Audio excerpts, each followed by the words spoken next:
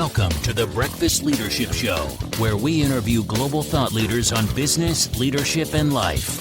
Here's your host, keynote speaker, best-selling author, and chief burnout officer of the Breakfast Leadership Network, Michael Levitt.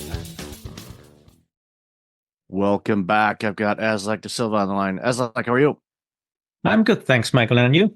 I am very well. Looking forward to this conversation. So why don't you share a bit about you, and then we'll start our conversation. Yeah, sure. Thanks. So I'm Aslak de Silva, and I'm the CEO for Selfie Store, and we do intelligent vending machines. Are big in Europe with more than 20 countries covered with customers. So are a market leader here. We have a very international team with 15 different nationalities, and exciting times for these kind of new innovative solutions. And prior to this, I was 4 years a CEO for Nordic Business Forum, which is a leadership conference with speakers like Richard Branson, Brené Brown, even Barack Obama coming to the Nordics, and tens of thousands of people watching online event, and then almost 10,000 people in the audience. Kind of dramatically different work things, but I see some synergies there. But, especially, when you're trying to coordinate things, whether it's coordinating speakers for an event, working with all the IT stuff and making sure that the streams are working, to the vending machines, making sure that they're working and they're communicating back with inventory levels, and to see what products are moving and which products haven't been moving a little bit is definitely some synergies that I see there. So what got you into the the vending side of things? Yeah, there was a great opportunity to kind of join the team, and they were looking for a CEO to kind of scale the operations to be internationally successful. So I felt that is something that I love doing. So I'm kind of a growth oriented leader. At the same time, I'm seeing the world changing. So that's maybe before COVID, the world looked different, and after COVID, it was different. So I personally hate queuing a lot. So then I was thinking that maybe here's a solution for all of us, that we get whatever we need at the right time, and even the products are close to us and so on. So I felt that this is going to change the world. And so that's why I joined the team. Well, I'll share stories like at airports, for example. I'm seeing more and more of these types of machines being available. It used to be, okay, your vending machine was, some food or candy or maybe a bag of potato chips or something like that. Now it's, electronics and earbuds and charging cables and other things that people often forget. For example, in, an airport when they're getting ready to travel, it's like, oh, I forgot my charging cable, or my earbuds broke, and you can buy them there. And the beautiful thing about them is, especially for businesses, they're looking to sell products, whether it's books or snacks or accessories or, you name it, gifts, especially around the holidays, even, small gifts that'll fit into a machine, or even depending on how big the machine is, maybe something even a little bit larger. But I think the opportunities are there, one, to be able to do it. Two, you don't have somebody standing there for 8-hour shifts, working and ringing things up and, processing charges and having to keep a, cash register with, cash and things like that. Everything, is handled by the machine. So it streamlines it, and it also takes up less space as well than a full on kiosk where you see a queue of people. And, I find that all the time, even, buying transit passes, for the subway system. You could go to a counter and wait in line and, load it up or buy a card, or you go to a machine and you load it up, and, it takes you a minute and takes care of it, and you're well on your way. So I agree that I think, convenience and accessibility and availability of a variety of different things goes a long way. And, there's unlimited growth opportunities internationally, of course. And, I'm in North America, so I see these things, working quite well all over the place. So definitely opportunities to expand for sure. Yeah, you're nailing it right there, Michael. And then the predictiveness of what should be sold at what time, at what price, is the one that I think is going to change the world a lot.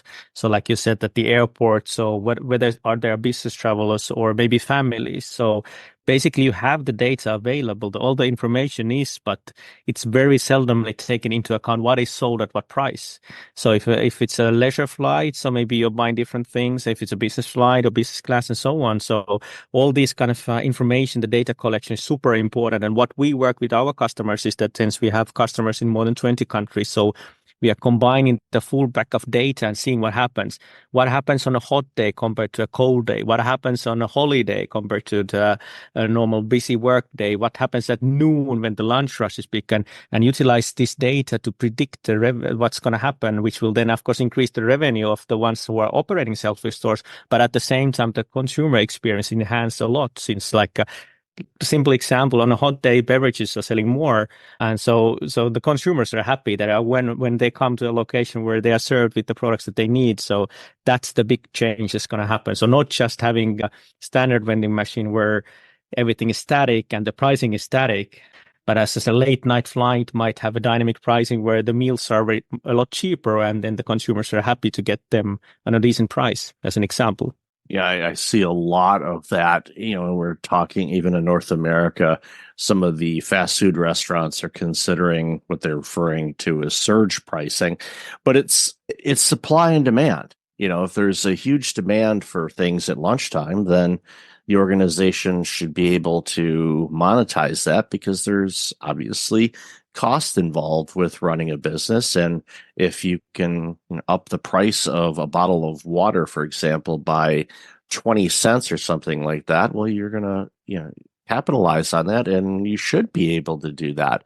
And again, it's a matter of convenience as well, because if it's lunchtime, if you anywhere near an airport or a restaurant area or, a strip mall that has all kinds of different things, you basically look at the line and you go, ugh, no. But if there's a vending machine there that'll sell you basically the same thing, maybe charge you a little bit more, but you're getting your time.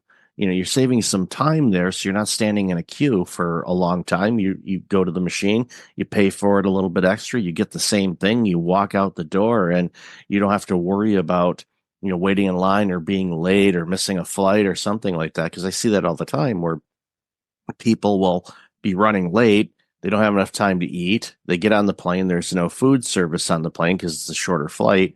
But still, because they weren't able to schedule their time accordingly to make sure that they got food.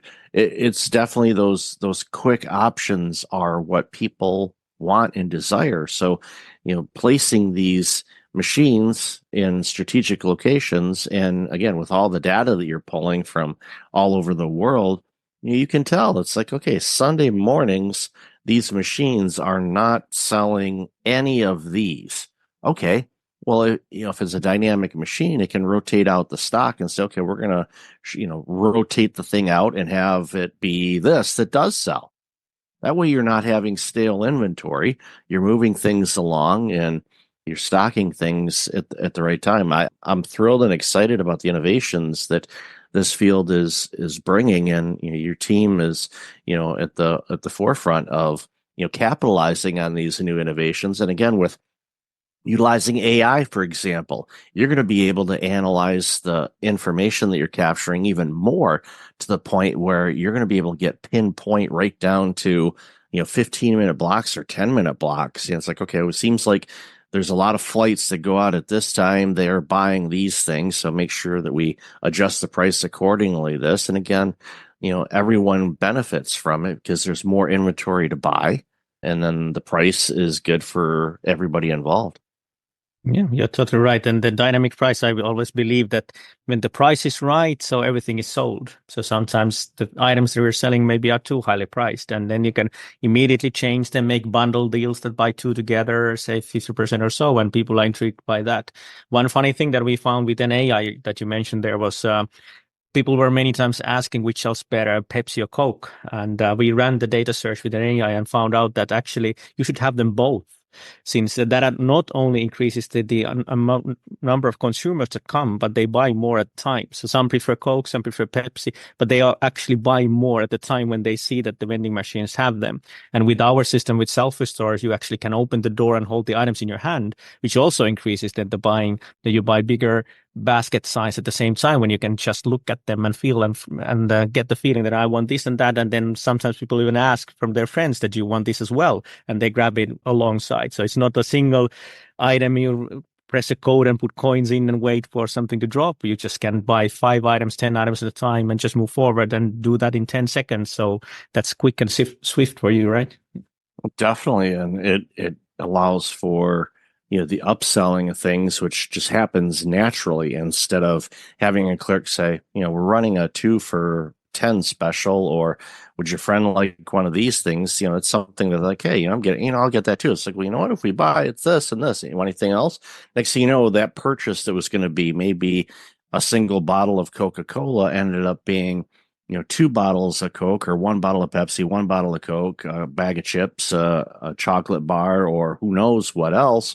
And, all of a sudden you've made a huge sale when it could have just been, a single bottle. So again, it's that enticement and the tactile, like you mentioned, to physically be able to hold the product. I think that was one of the things that was lost during the COVID pandemic, is when people were buying things, everybody was buying online, which is fine. But some people want that tactile touch of being able to physically touch something before they buy it, or go look at it and see it. And, to be able to have that as an option is a huge game changer. Yeah, for sure. And I fall into these traps all the time, especially when traveling, that you buy the next one and get 50% off. So, I mean, that's the best deal for me. I always feel that I have to go for the barking and get more candy bars or Coke or whatever that is. But that is true. That has changed. And when you touch and feel, so you get a feeling that this is mine already. So that's why it increases the basket size for purchasing from vending machines as well. Absolutely. Now, earlier you had sent over an article from Forbes about, burnout and work-life balance. And I always like to get to the insights of people, especially, busy entrepreneurs like yourself, on, some of your observations about, harmonizing, your work and your personal life, and doing, things to make sure that you stay above any type of situations where you might burn out. So I'd love to hear your insights on that.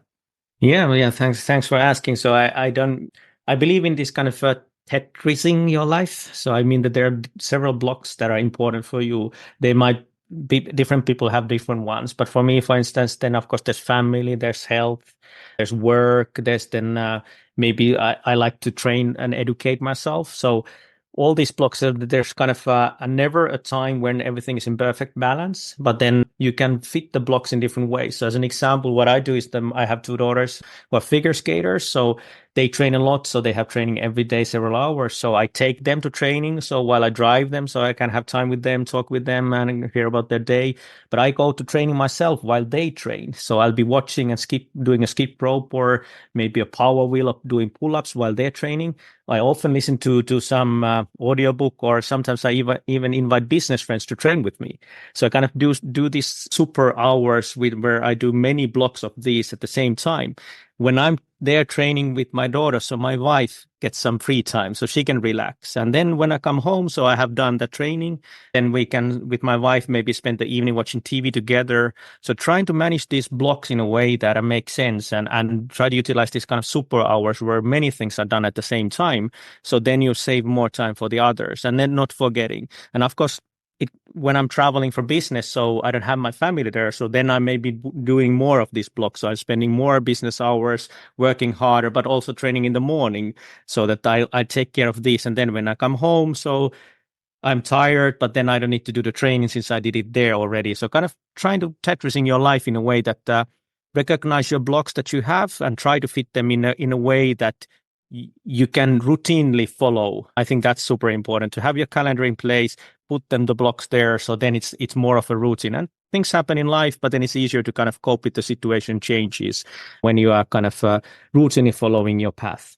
I love that. And I'm a big fan of blocking your time and allocating it to certain endeavors. And a key thing that I find, and it sounds like you recognize this as well, is figuring out the right times for those blocks. I mean, by taking your daughters to figure skating, and yes, that's a lot of practice. It's a lot of ice time, and you're there for quite a long time.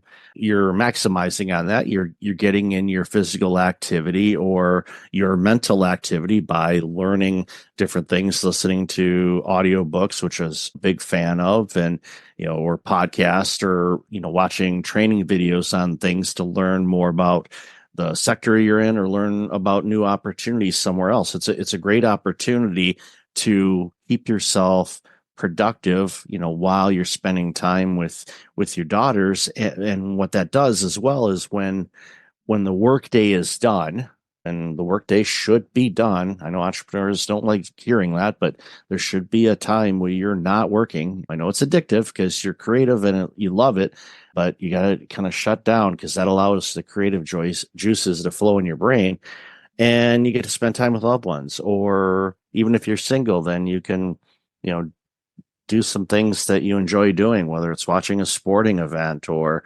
reading or listening to music or writing or painting, whatever. When you have those moments of singular things, where you're not watching the game and working at the same time kind of thing, but you're actually really watching the game, those ideas are going to come because you trained your brain to do that. But what you do is you just keep a little notepad, or maybe open up a notes app on your phone, type the idea in, and then go back to it at a scheduled time in the next day or two and say, okay, I'm going to get back to those to-do notes. And I do that all the time, because an idea will pop up. I'm like, I'm going to write that down. So jot it down, then I go back to it, and hopefully I remember the inspiration behind it.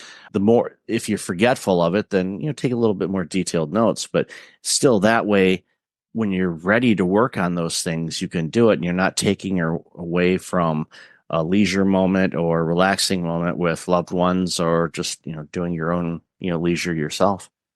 Yeah, I love what you're saying. And I think there are like times in life where you need to be fully present, and then you need to be there. Then you do one thing at a time. But many times there are things that you don't need. It doesn't require full presence. So watching a training doesn't require full presence for me for the training. And the physical training itself as well can be quite easy and relaxing, that you're not fully concentrating on every movement with fully, you're not a professional athlete there. So if you do it 80%, so again, it's more relaxing in a way, and you get it done and you can continue there. It's not that serious. But then when you're with the family, you have your dinner, so you are fully present there. Put your phone away, and you're talking and looking people in the eye and so on. So then save that energy for the important moments as well. So yeah, I think that is important.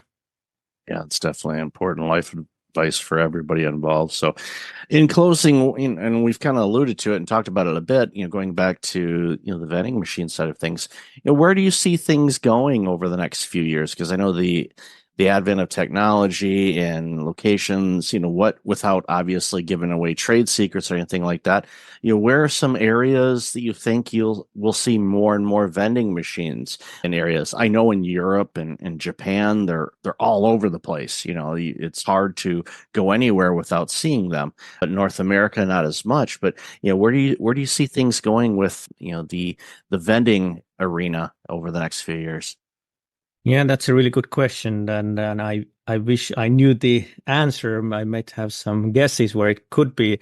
I do see a couple of trends happening. So one is that we're mentioning already, the kind of the coincidental travel, or something that along your way there's everywhere. So anything from your bus stop to the airport to the hotel you're going to. So these vending machines are more predictive, that they know you're coming, so they know your profile, and then the goods that you need are there. If you are coming late night, so there's availability for maybe late night snack, a sandwich, and so on. And if you're in the morning, so it's maybe coffee and a bun or something to go with.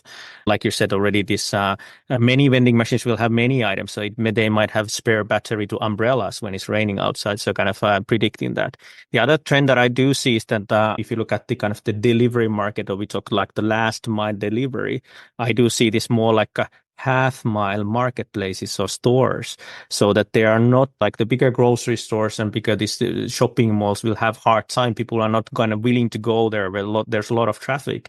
But like e-commerce happens, so I do see this kind of a vending commerce coming, that they are closer to you and you can order in things there where you can check the inventory, and then we travel less for goods that are kind of closer to us. And then when we need something specific, so then we have other means to get there. So I do see this like maybe even food delivery from restaurants and others like lunch hours. So they're kind of more kind of half mile. So they're closer to you. So you're just willing to take those extra steps to get what you need and just be more convenient in your life. So I do see that coming, that there's kind of the bigger installments are maybe going away, and it's more sparsely populated with vending machines, and even places where you don't have services will have some services. So those kind of trends, maybe not fully answering your question of the futuristic approach there, but something like this will happen in my mind at least. Yeah, I agree. And there's a shopping mall real close to me, and I think of people that will park at one part of the mall if they're not familiar with it to go to, let's say, the Apple store, and then they realize that they should have parked by entrance number 4, and they parked by entrance number 8, and it's almost a kilometer walk to get there from there. So it's one of those things where they know, okay, actually I can order my iPhone or whatever and have it delivered to this kiosk, vending machine, directly from Apple or whomever, and go there at an appointed time, enter the code, it hands it to me through the machine, and I go home and everything's good to go. It's all about convenience and accessibility. And I think that's where your team and the work is going to continue pushing this forward to make things more accessible and convenient for consumers and more profitable for those organizations that are investing, their time and their effort and resources into bringing these great products and services to people. So, Aslak, I've loved this conversation. Where can people find out more about you and all this amazing work you're doing?